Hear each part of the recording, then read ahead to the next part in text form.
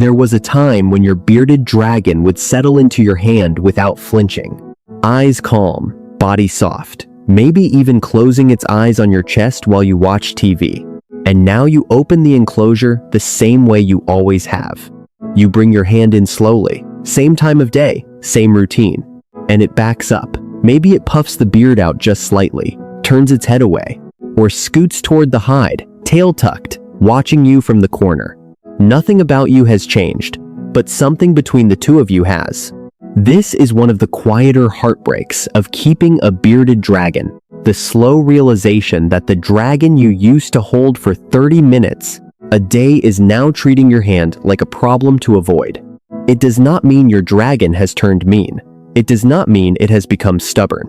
And it almost certainly does not mean you ruined the bond. It means something has shifted in its body, in its environment, in its routine, or in the way handling has been feeling to it lately. And refusal, in reptile language, is one of the clearest things they ever say. Bearded dragons do not protest the way a dog or cat would. They do not whine, they do not pull away dramatically. They do not pout. What they do is start avoiding the situation that stopped feeling safe. When a dragon that used to tolerate handling suddenly does not, that is communication. It is telling you, in the only way it knows how, that the cost of being held has gone up for a reason worth figuring out. By the end of this, you should have a clearer picture of what may have shifted, what to check in the husbandry first, and how to rebuild handling so it feels safe again. The first place to look is not your dragon. It is the way handling has been happening lately. A lot of owners who notice sudden refusal can trace it back to a stretch of days where handling got longer, more frequent, or less predictable. Maybe family came into town and everyone wanted a turn. Maybe photos started happening. Maybe the dragon got carried around the house more than usual. To us, that is bonding. To a bearded dragon, that can be cumulative pressure. A dragon that handles fine in 5-minute sessions can start avoiding the hand if those sessions stretch to 30. A dragon that handles fine once a day can start avoiding it if the sessions become 3 or 4 times a day. It does not show up as a single dramatic refusal. It shows up as small signs. First, a slow walk away, a head turn, a tense body.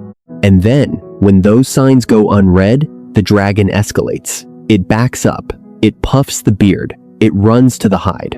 Experienced reptile keepers often describe handling not as time spent together, but as a kind of withdrawal from a trust account. Short, calm sessions deposit. Long, overwhelming sessions withdraw. When the account runs low, the refusal you are seeing now is what shows up. The other handling factor is how the hand comes in. Bearded dragons are prey animals as much as they are predators. In the wild, one of the most dangerous things in their world is something coming down from above, a shadow, a bird, a claw. When you reach into the enclosure from the top, even with the calmest intent, you are mimicking the one shape their nervous system is built to flinch from. A dragon that has accepted that approach for months can still become sensitive to it later. Maybe the lighting in the room changed. Maybe a hand cast a shadow it did not before. Maybe one bad lift where the dragon felt unsupported for half a second taught it that being scooped was something to brace for. If your dragon backs away from the hand, specifically when it comes from above, try coming in from the side. Let the hand sit low and flat. Let the dragon walk onto it instead of being lifted into it. A lot of dragons that refuse the top-down approach will walk onto a side-approached hand within a few sessions. That is not a personality fix. That is a body language fix. The next layer to check is the body itself. A dragon that used to be held comfortably can stop tolerating handling when something physical is going on, and the dragon often knows before you do. Shedding is one of the most common reasons. A dragon mid-shed has skin that feels tight, sometimes itchy, sometimes sore. The places we naturally hold under the chest, along the sides, the tail base, are exactly the places that can feel uncomfortable when the skin is lifting. A dragon that turns away from the hand during a shed cycle is often not refusing you. It is refusing the touch on tender skin. Pain is another one. A dragon that has tweaked something, a leg, the tail, the spine, will avoid being picked up. because being picked up means being squeezed in the place that hurts. And bearded dragons hide pain extremely well.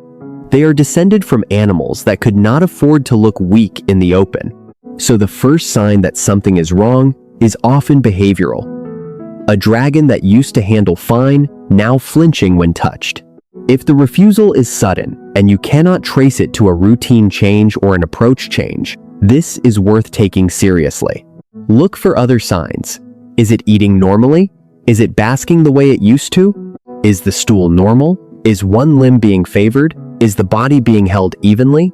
If anything in that list looks off, or if the refusal is paired with weight loss, unusual lethargy, or a darkened beard that does not lift, it is time to contact a reptile veterinarian. A dragon that is sore is not being difficult. It is protecting itself.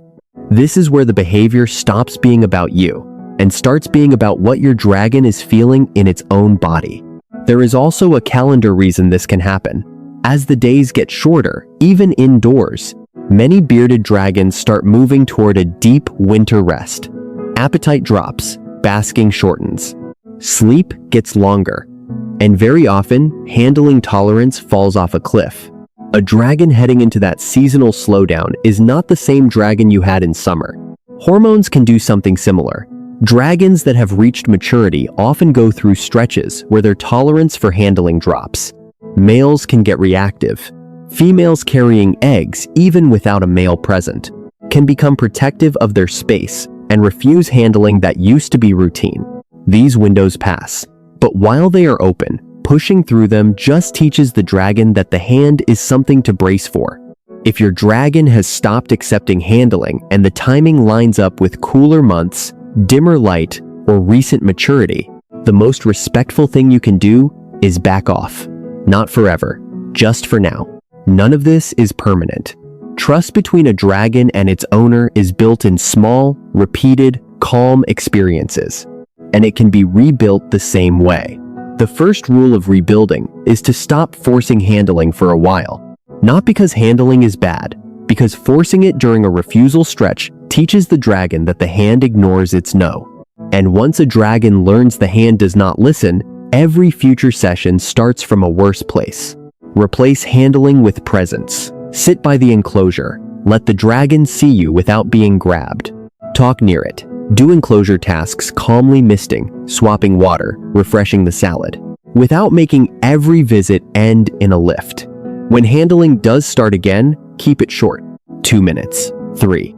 End the session while the dragon is still relaxed, not after it has started squirming. A session that ends well teaches the dragon that handling is survivable. A session that ends in stress teaches the opposite.